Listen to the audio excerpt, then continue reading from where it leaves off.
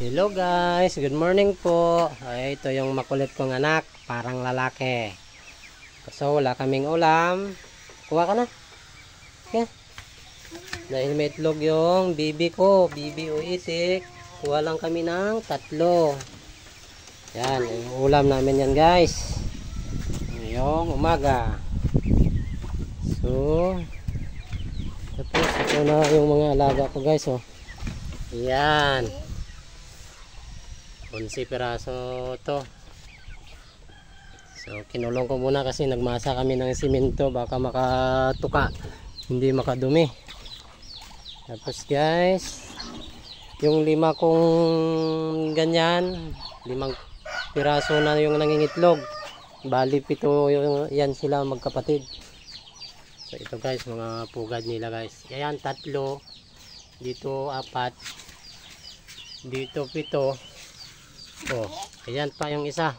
Huli ka. So naglilimlim na yan dyan yung isa dyan guys. So bali yung dyan sila lahat nangingitlog. 5 sila guys dyan lahat. Kaya ginagawa ko, nilipat ko dito yung ibang itlog. So yan guys, kung mapansin nyo may balahibo. Pag may mga balahibo na guys, ayan, ibig sabihin malapit na yan maglimlim. So maglilimlim na, mga ilang araw na lang may maglilimlim na sa kanila. Kaya ililipat ko yung iba dyan. Dito ginawaan ko sila. So 5 piraso sila na nangingitlog. Bali 4 lang nagawa ko na pugad nila. Tapos ito guys, yung bago kong bagong papisa. Ayan, 14 yung nililimliman nito, pero yung 5 namatay pa guys. Ayan sila, 9 piraso. Ito naman yung mga manok ko, kinulong ko, nilagyan ko ng gamot kasi pag ulan, tag-init, tapos umula ng kunti, nagkakasakit. Ito naman guys, halo to guys. Ito yung nanay, 8 yung anak nito, 8 piraso guys. Ito namang malalaki na yan, bibi yan guys. Yan na yung kanang incubator ko. Pina-incubate ko yung mga yan. So nasa 16 piraso. Ay, may higit yata. Ay, 11 plus 8. Nasa 19 yata guys. Ay, hindi ko masyado nabilang to. Yan, malaki guys. Buti mabait itong nanay na to. At hindi niya to mga anak, yung mga ito, mga bibi, nilagay ko dyan para may kasama.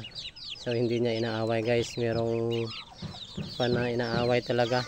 Nakikilala niyo mga anak niya. Buti ito hindi. Ito yung anak niya. Kulay white talaga. Puti yung tuka. Ito bibi to. Hindi masyado puti yung tuka. Yan, tingnan nyo guys yung pagkaiba. Ito medyo dilaw kasi bibi yan. Bibi o itik. Ito Muscovy duck. Pero yung Muscovy duck itik tawag dito sa amin. Itik o pato. Sa Tagalog kasi ng bibi itik eh. Dito sa amin yung bibi talaga. Yan, mga puti guys, mga puti. Yung tatay kasi nila puti rin. So ito guys, yung mga barako ko na mga kapatid nito. Yung kapatid mga yan. Ito babae. Yan yung barako. Yun pa barako, marami. So kakatayin ko yung iba dyan. Yung iba pwedeng ibenta guys pag walang pera. So ito pa po pala guys. Yan, ito nanay na rin to dati. Nung nagka El Nino guys, nasa 40 plus yung magkakapatid na yun na nangingitlog ngayon. Nasa 19 lang yung nabuhay. So yung iba pinaalagaan ko sa kapatid ko at sa katsuhin ko. Tig 3 sila. Tapos yung sa kapatid ko, ninakaw pa yung isa. So meron pa ako dito guys. Wait. Ito pala swimming pool ng anak ko. Tinanggalan ko ng tubig at saka nilagay ko sa lilim. Kasi pag binilad ko dito sa mainit, madaling masira.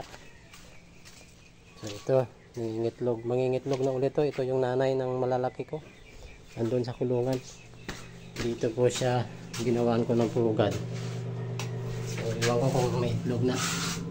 So wala pa guys.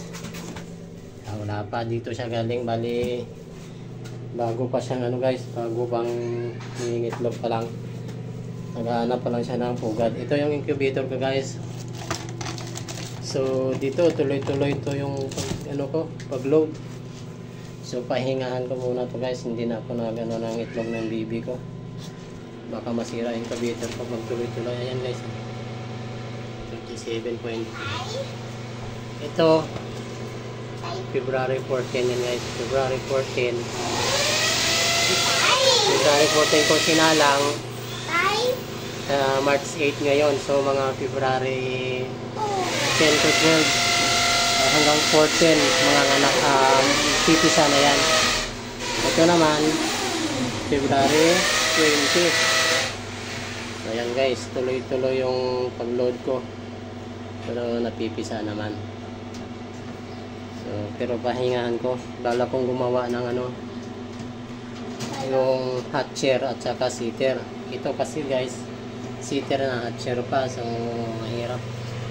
Yan ang ano ko guys, pabuga dito. Ayan, bumaba na guys kasi siyempre bukas yung pintuan. Ito, styro. Wala akong pintuan na ano eh. Wala akong plywood. Pasan.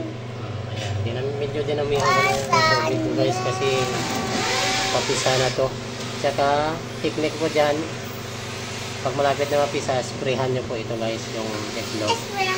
Halimbawa, pag sa manok, 18 to 21 po yung hatching days niya. Sa 18 days, mag-spray ka na. Pwede rin nasa ano, 7 days. 17 days. Ayan to guys. So, ayan. Para lumalambot yung shell guys. Pag lumambot yung shell. Hi guys! Umuwi na kami guys. Ano, mabilis makaano yung kwan. Makalabas yung mga sisiw. Mas maganda yung hatching rate guys. Pag binabasa o iniisprehan. Ito naman guys, update dito sa inahin ko. So, nalusaw yung ano niya guys. Yung pinagbubuntis na tunaw. Nung nagkasakit siya ng 1 week. Swine din po yun guys. Kaya yan po yung effect. So maliit pa kasi mag-iisang buwan pa lang, kaya natunaw kung mahigit isang buwan na yun, manganganak siya ng ano, ng hindi sa oras, bali makakakalabas yung mga biik niya. Pero ito natunaw guys. So inaantay ko lumandi ulit, papa-AI ko.